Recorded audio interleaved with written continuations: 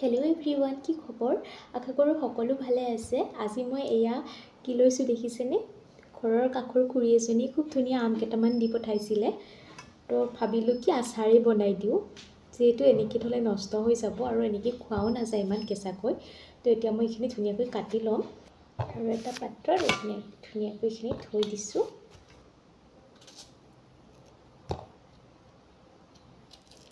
যিহেতু আমবিলাক এতিয়া ডাঙৰেই হ'ল, গুটিটো অলপমান টান হৈ গৈছে, তো মই এনেকৈ কাটি লৈছোঁ আৰু নিজৰ সুবিধা অনুযায়ী।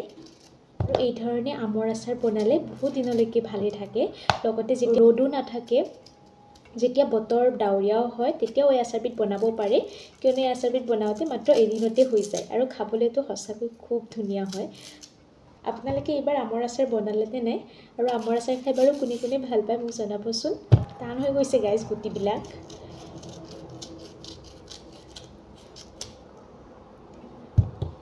গুটি কাটিবই নোৱাৰে, গুটিখিনি আঁতৰাই পিনে কাটিছোঁ বাৰু। ৰ'ব মই এতিয়া এইখিনি কাটি লওঁ ধুনীয়াকৈ, তাৰপিছত লগ পাই আছোঁ দেই। আৰু গাইজ এয়া মোৰ আমখিনি কাটি হৈয়ে গ'ল। ৰ'ব এবাৰ ভালদৰে দেখুৱাই দিওঁ। এয়া দেখিছেনে? মই এয়া ভিডিঅ'ত দেখুওৱা ধৰণে এইখিনি কাটি ল'লোঁ। তাৰপাছত মই এটা পাত্ৰত এয়া পানী দি লৈছোঁ আৰু কাটি লোৱা আমখিনি তাত দি দিছোঁ। আৰু এতিয়া এইখিনি পানীখিনি গৰম হোৱালৈকে আমৰ বাকলিটোৰ কালাৰটো যেতিয়া চেঞ্জ হৈ যাব, উতল আহিব নালাগে, অলপ সময় গৰম কৰিলেই হ'ব। এয়া দেখিছেনে? ধুনীয়াকৈ আমখিনি লেৰেলি যোৱাৰ নিচিনাকৈ হ'ল আৰু বাকলিটো কালাৰটো চেঞ্জ হৈ গ'ল। এতিয়া মই এইখিনি প্ৰায় 2-3 ঘণ্টামানৰ কাৰণে ৰ'দত দি লৈছোঁ। যদি ৰ'দ নাথাকে, আপোনালোকে ফেনৰ তলতো দি এইখিনি পানীখিনি শুকুৱাই ল'ব পাৰে। তাৰপাছত মই মছলাৰ কাৰণে লৈছোঁ এয়া 5 ফোৰণ আৰু ইয়াত ধনিয়া গুটি, লগতে মই লৈছোঁ এয়া বগা সৰিয়হ। আৰু প্ৰথমতে মই এয়া ধনিয়া আৰু 5 ফোৰণখিনি ধুনীয়াকৈ গুড়ি কৰি লৈছোঁ।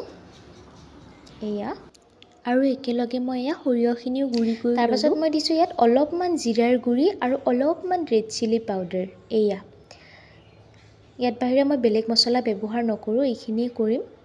এতিয়া গোটেইখিনি ভালদৰে এবাৰ লগাই লৈ আৰু এয়া আনপিনে আমাৰ আমখিনিও ধুনীয়াকৈ শুকাই গ'ল, মানে পানীখিনি নোহোৱা হৈ গ'ল। এয়া পিছ লৈ দেখুৱাই দিছোঁ। তাৰপিছত মই এখন কেৰাহী পাতি লৈছোঁ আৰু তাত প্ৰয়োজন অনুসাৰে সৰিয়হৰ তেল দি লৈছোঁ এয়া। আৰু তেলখিনি একেবাৰে ভালদৰে গৰম হ'বলৈ দিব। তাৰপাছত মই এয়া ঘৰৰে শুকুৱাই থোৱা জলকীয়া আছিলে তাকে দি দিলোঁ আৰু তাৰপাছত আমখিনি দি দিছোঁ। এয়া দেখিছেনে? এতিয়া মই গেছটো ল' ফ্লেমত ৰাখি এইখিনি অলপ সময় লৰাই দিম। এই ধৰণে আপোনালোকে আমৰ আচাৰ বনাইছেনে?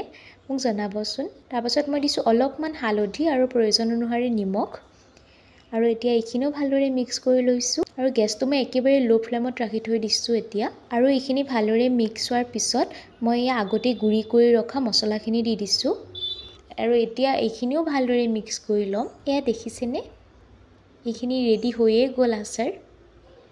2 দিন পিছতে বা এদিনতে এই আচাৰ খাব পাৰি। আচাৰখিনি মাজে মাজে আপোনালোকে ৰ'দত দি থাকিব, তেতিয়া বহুত দিনলৈকে, বহুত দিন মানে বছৰ 2 বছৰলৈকে ভালে থাকে আচাৰ। নহ'লে আপোনালোকে ৰেচিপিটো চাই কেনেকুৱা পালে মোক জনাব আৰু ৰেচিপিটো চাই ভাল লাগিলে প্লিজ লাইক এটা কৰি দিব। লগতে যদি মোৰ চেনেলটো নতুন হয় তেনেহ'লে প্লিজ ছাবস্ক্ৰাইব কৰি দিব। Thank U.